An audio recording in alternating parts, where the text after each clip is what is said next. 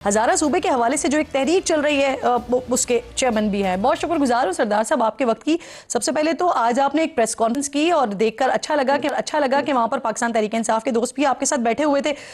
इस मामले पर आप दोनों में इत्तेफाक भी है, विफाक में हुकूमत में भी हैं आप, तो फिर ये प्रेस कॉन्फ्रेंस की सर ज़रूरत क्यों पेश आ गई?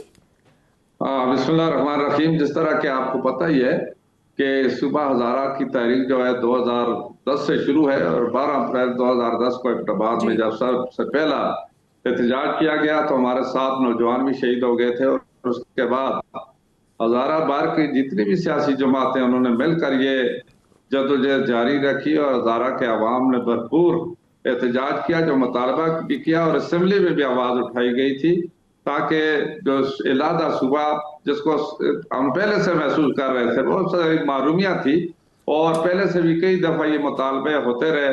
हज़ारा कौमी माज बना, हज़ारा अवामी इत्तेहाद बना, उनकी भी ये जदोजहद थी। लेकिन 2010 के बाद भरपूर तरीके से हज़ारा के अवाम ने मुश्तरका एक लाएमल तैयार किया और जिसके नतीजे में जी आज अल्हम्दुलिल्लाह के जो सुबह हज़ारा की 3 दफा करारदादें खैबर पख्तूनख्वा असेंबली से भी पास हो गई और उसके बाद कौमी असेंबली में और सेनेट में जो बिल पेश हुआ है वो भी जी हज़ारा के जो नुमाइंदे हैं और इसी तरीके से बाकी हमारी पार्टी के जो नुमाइंदे उनकी तरफ से हुआ। जिस तरह जनूबी सर पंजाब का था, मैंने इसी अपना तरीके बुनियादी से सवाल यही तो किया है। सेनेट में मौजूद है सर बिल, कौमी असेंबली में मौजूद है, सूबों में 2 सूबों में तारीख आई हुई हैं, तो फिर इस प्रेस कॉन्फ्रेंस की जरूरत क्यों पेश आ गई? विफाकी वजीर आप खुद हैं, इनफैक्ट अभी थोड़ी देर पहले राना सनाउल्लाह बात करते हुए कह रहे थे कि अगर विफाकी वज़रा इस पे प्रेस टॉक करने के बजाय, टॉक शो करने के बजाय कोई ड्राफ्ट लेकर आए ताकि असेंबली में इस पर बात हो सके आगे।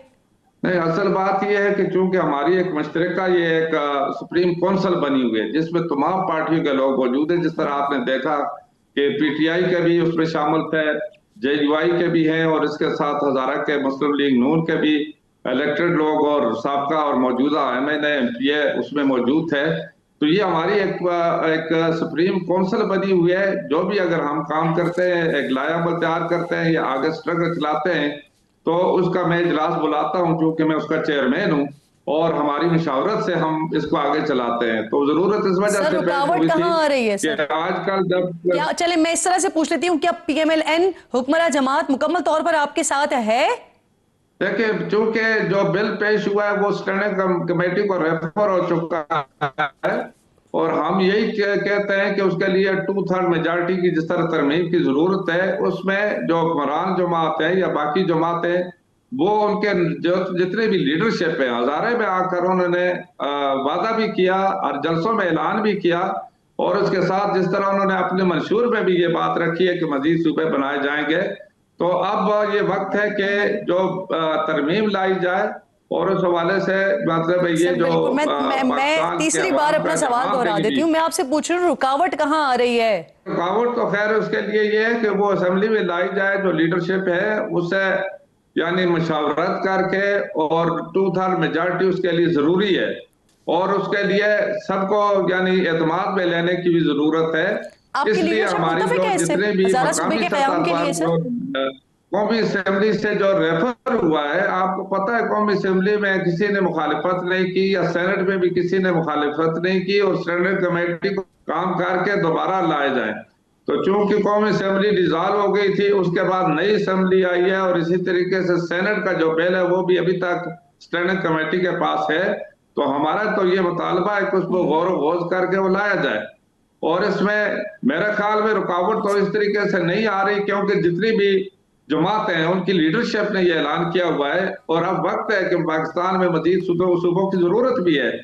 सर अभी जिस पूरे सिस्टम का आप हिस्सा हैं, जिस हुकूमत का आप हिस्सा हैं, इस हुकूमत में 2 आईनी तरामीम हो चुकी हैं सरदार साहब। अगर आपकी लीडरशिप इस सारे मामले पर मुत्तफिक है तो उन दोनों आईनी तरामीम में इसको अकोमोडेट क्यों नहीं किया गया?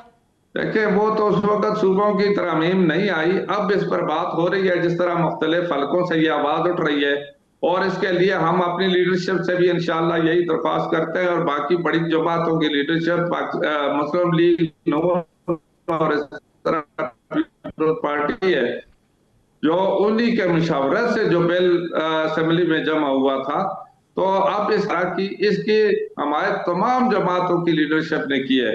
अब ये हम उनसे यही मतलब एक उम्मीद रखते हैं कि वो इस पर कंसेंसस ऐसा बनाएंगे कि 2/3 मेजॉरिटी के साथ जो सुबह हजारा के जो बिल है उसको कामयाब किया जाए और उसमें सूबे के लिए अपनी जो एक जो वादा है उस पर अमल दरामद भी किया जाए।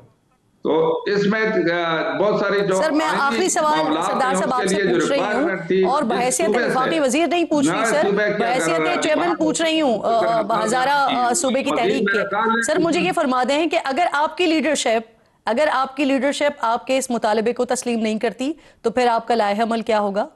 देखो हमारी लीडरशिप, हमें तो उम्मीद है कि वो इसका तस्लीम करेगी, इसलिए कि उन्हीं की मशावरत से बिल जमा किया गया था।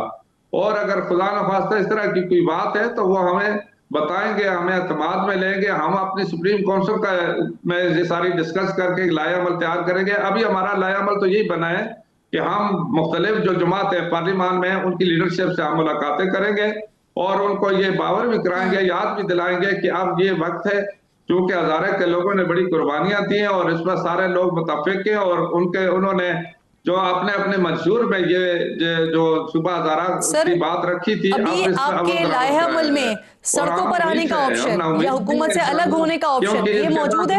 बहुत सारे दूसरी जमातों ने भी हिमायत का ऐलान किया है। सरदार साहब अगर आपका मुतालबा तस्लीम नहीं होता सर, फिर क्या आपके पास ये ऑप्शन है कि आप हुकूमत से अलग हो जाएं या सड़कों पर आ जाएं? ये ऑप्शन भी है आपके पास? देखिए ये तो ऑप्शन चूंकि सड़कों पर आकर हमने ये मतलब साबित भी किया है अल्लाह के फजल करम से और जान की कुर्बानी देकर भी साबित किया है। हम उम्मीद से इंशाल्लाह हमारी जब बात होगी और आइंदा के लिए लाया अमल उसके बाद होगा। आज चूंकि हमारी जो प्रेस कॉन्फ्रेंस हुई उसके बाद बहुत सारी जमातों ने हमारी हिमायत का ऐलान भी किया है। पाकिस्तान इस्तेहकाम पार्टी ने, उनकी लीडरशिप अलीम खान साहब ने भी उसके बाद चूंकि उसकी हिमायत की है। इसी तरीके से मुख्तलिफ छोटी और बड़ी जो जमातें वो अपने जो एक बिल्कुल जो हिमायत की एक इशारा दे चुकी हैं। तो हम तो उम्मीद रखते हैं कि अल्लाह के फजल करम से पाकिस्तान के लिए, पाकिस्तान के अवाम के लिए और पाकिस्तान के इस्तेहकाम के लिए ये जरूरी है कि मजीद सूबे बनाए जाएं जहां वाइबल है मजीद सुबह और बहुत बहुत शुक्रिया आपका सरदार साहब। प्रोग्राम में आप साथ मौजूद थे, मॉक प्रेस कॉन्फ्रेंस किया उस हवाले से बता रहे थे। अफसोसनाक वाकया लाहौर का टाउनशिप पुलिस की तहवील में ये सारा वाकया हुआ है कि जहाँ पर 2 ख्वातीन इनकी हलाकत हुई है। जुडिशल इंक्वायरी और इब्तदाई पोस्टमार्टम रिपोर्ट जो सामने आई है उसमें तशद्दुद का कोई निशान नहीं मिला, लेकिन एक खातून के हाथ पर इंजेक्शन लगाने के निशानात मौजूद हैं, लेकिन मौत की वजह जो है वो ताहाल अब तक मालूम नहीं हो सकी है। फिर बड़े सवालात यहाँ पर उठ रहे हैं कि थाने में जब जो CCTV फुटेज सामने आई है ख़वातीन से जो तफ्तीश की जा रही थी उसमें कोई खातून पुलिस एहलकार क्यों मौजूद नहीं थी? 4 घंटे तक ख़वातीन के साथ बातचीत होती रही है लेकिन उसका कोई सबूत और जवाब क्यों नहीं दिया जा रहा है? इस पर बात करने के लिए डेफिनेटली जो मुतासरा फैमिली है जो बहुत वक्त तकलीफ में है, अजियत में है, मुझे ज्वाइन कर चुके हैं